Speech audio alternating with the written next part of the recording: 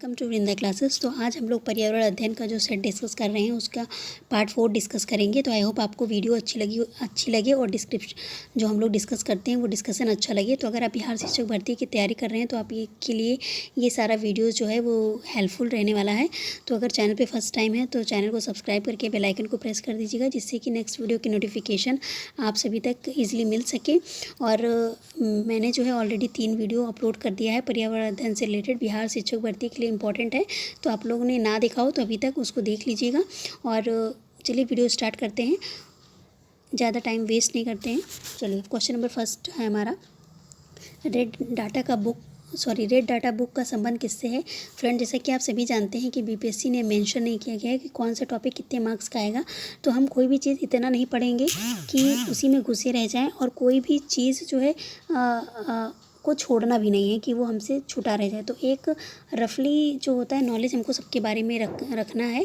और चलिए video start करते हैं। बस ये कहना है कि जो है हर चीज़ का आपको नॉलेज होना चाहिए, और जैसा कि आपको पता है नेगेटिव मार्किंग है तो तुक्का भी नहीं लगाया जा सकता है। तो इसीलिए अगर कभी कोई क्वेश्चन हमारे आस नज़रों के सामने से गुजरता है तो वो हमको ध्यान होता है, तो कभी कभी ऑप्शन देख के भी चीज़ें याद आ जाती हैं। तो आई होप जो है मेरी बातें आपको समझ में आई हो। और चलिए वीडियो स्टार्ट करते हैं। रेड डाटा बुक का संबंध किससे है। तो रेड डाटा बुक का संबंध हम सभी जानते हैं कि जो विलुप्त होने वाले हैं जीव जंतु हैं उनसे संबंधित है ये। और रेड डाटा बुक का प्रकाशन जो होता है वो कौन करता है। रेड डाटा बुक का प्रकाशन IUCN के द्वारा किया जाता है, लेकिन सबसे पहले जो होता है वो IRBD के द्वारा ये संकल्पना की गई थी। और एक क्वेश्चन बनता है रेड डाटा बुक से कि इसे प्रकाशन किस कलर में किया जाता है। तो उसका कलर जो होता है वो पिंक होता है, ये भी आपको ध्यान रखना है। पिंक होता है, ये भी आपको ध्यान रखना है, ठीक है। और सर्वप्रथम कब किया गया था रेड डाटा बुक का प्रकाशन। तो इसकी संकल्पना सबसे पहले 1963 में दी गई थी, जैसा कि हमने डिस्कस किया अभी। 1963 में IRBD के द्वारा इसकी संकल्पना की गई थी, और 64 से जो है इसका प्रकाशन स्टार्ट हो गया है। तो ये भी ध्यान रखिएगा, हमेशा ये क्वेश्चन पूछा जाता है। चलिए नेक्स्ट क्वेश्चन डिस्कस कर लेते हैं। सर्वाधिक जैव विविधता कहाँ पर पाई जाती है। तो सर्वाधिक जैव विविधता जो होती है वो उष्णकटिबंधीय वर्षावनों में पाई जाती है। जैव विविधता से एक और इम्पॉर्टेंट क्वेश्चन पूछा जाता है कि जैव विविधता दिवस कब मनाया जाता है। तो 22 मई को जो होता है जैव विविधता दिवस मनाया जाता है। और सबसे मोस्ट इम्पॉर्टेंट क्वेश्चन जैव विविधता से जो बनता है वो जैव विविधता का जनक कौन है। तो जैव विविधता के जनक E.O. विल्सन जी हैं, विल्सन। ये पॉइंट भी आपको ध्यान रखना है। नेक्स्ट क्वेश्चन डिस्कस कर लेते हैं। शांत घाटी कहाँ अवस्थित है। तो शांत घाटी केरल में अवस्थित है। वेटलैंड दिवस कब मनाया जाता है। तो वेटलैंड दिवस जो होता है वो 2 फरवरी को मनाया जाता है। आर्द्रभूमि दिवस जिसको कहा जाता है, तो वो कब मनाया जाता है 2 फरवरी। ये भी पर्यावरण से संबंधित है, इंपॉर्टेंट है, याद रखिएगा। हरित गृह प्रभाव का अर्थ क्या है कि वायुमंडल में ग्रीन हाउस गैसों के घनीकरण के कारण वायुमंडल के तापमान में बढ़ना। तो ये ग्रीन हाउस इफेक्ट में सबसे इम्पॉर्टेंट गैस कौन सी होती है। तो वो कार्बन डाइऑक्साइड जो होती है वो सबसे इम्पॉर्टेंट गैस होती है। और हरित क्रांति के जनक किसे कहा जाता है। तो MS स्वामीनाथन को कहा जाता है, MS स्वामीनाथन। तो आपको याद रखना है। और विश्व स्तर पर किसे कहा जाता है, ये आप कमेंट सेक्शन में बताइएगा कि विश्व स्तर पर हरित क्रांति के जनक किसे कहा जाता है। नेक्स्ट क्वेश्चन, मैंने ये क्वेश्चन जो है कई बार वीडियो में अपने बताया है, तो आप लोग इसका आंसर कमेंट सेक्शन में दीजिएगा। नेक्स्ट है ग्रीन हाउस गैसों की संकल्पना जो है वो किसने की थी। तो इम्पॉर्टेंट क्वेश्चन बनता है जोसेफ फेरियर ने की थी। ये भी आपको ध्यान रखना है कि ग्रीन हाउस की संकल्पना जोसेफ फेरियर ने की थी। और ये कार्बन डाइऑक्साइड की मात्रा के बढ़ने के कारण जो होता है ये हमको देखने को मिलता है। कार्बन क्रेडिट का दृष्टिकोण किससे शुरू हुआ था। तो ये कार्बन क्रेडिट का दृष्टिकोण जो होता है ये क्योटो प्रोटोकॉल से स्टार्ट हुआ था। ओजोन परत मुख्यतः कहाँ अवस्थित होता है। तो ये स्ट्रेटोस्फीयर में उपस्थित होता है। और ओजोन परत से इम्पॉर्टेंट कुछ क्वेश्चन बनता है कि ओजोन परत हमारी किससे रक्षा करता है। तो पराबैंगनी किरणों से हमारी रक्षा करता है। ओजोन से संबंधित एक पॉइंट याद रखना है कि ओजोन जो होता है वो कार्बन के 3 परमाणु से मिलकर, मॉलिक्यूल से मिलकर बनता है। और ओजोन दिवस आप सभी को पता है 16 सितंबर को मनाया जाता है। अभी मैंने इससे पहले वाले वीडियो में डिस्कस किया था, 16 सितंबर 1987 को मॉन्ट्रियल प्रोटोकॉल हुआ था, तभी से जो है ओजोन दिवस मनाया जाने लगा।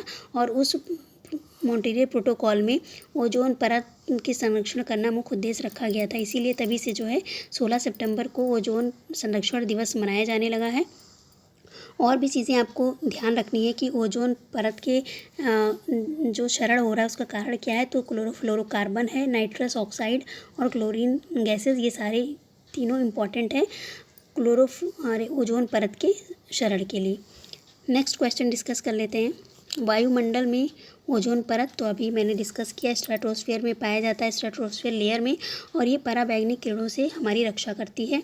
ओजोन परत मानव के लिए उपयोगी है क्योंकि वह क्यों उपयोगी है, जस्ट अभी डिस्कस किया कि जो पृथ्वी पर आने वाली पराबैंगनी किरणें हैं उसको अपने पास तक ही रोक लेता है, तो ये इम्पॉर्टेंट क्वेश्चन बनता है।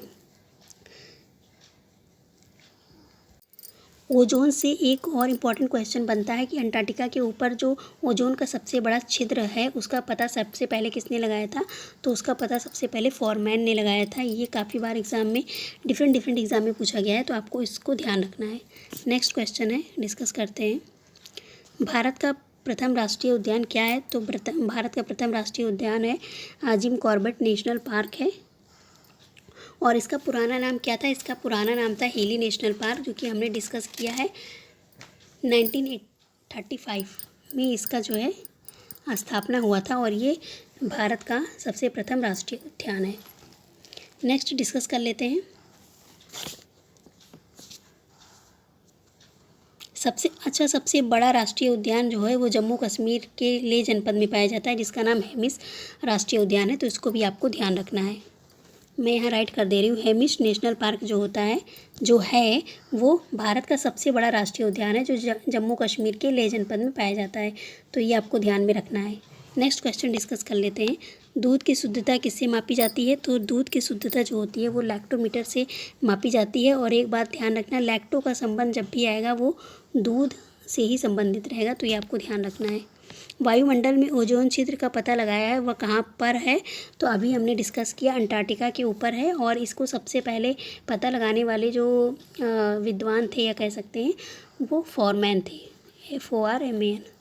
तो ये इंपॉर्टेंट क्वेश्चन है, याद रखिएगा। वातावरण की वह परत जो रेडियो तरंगे को परिवर्तित करती है वो क्या कहलाती है, तो रेडियो तरंगों को परिवर्तित करने वाली जो परत होती है वो आयन मंडल कहलाती है, ये हमको ध्यान रखना है। और ओजोन परत जो होती है वो किस मंडल में पाया जाता है, समताप मंडल में पाया जाता है। सबसे ठंडा मंडल कौन सा होता है, तो सबसे ठंडा मंडल जो होता है वो मध्य मंडल होता है, ये भी हमको ध्यान रखना है। तो ये कह सकते हैं कि जो जियोग्राफी वाला पोर्शन है में और ये इन्वायरमेंट, ये दोनों एक दूसरे से इंटरलिंक हैं, तो ये दोनों आपको साथ में रख के पढ़ना है, ठीक है। चलिए, आई होप वीडियो आपको अच्छी लगी हो, डिस्कशन अच्छा लगा हो। वीडियो अच्छी लगी हो तो लाइक शेयर करिएगा। मिलेंगे नेक्स्ट वीडियो में, तब तक के लिए bye bye, take care. Thank you guys, thank you for watching from the classes.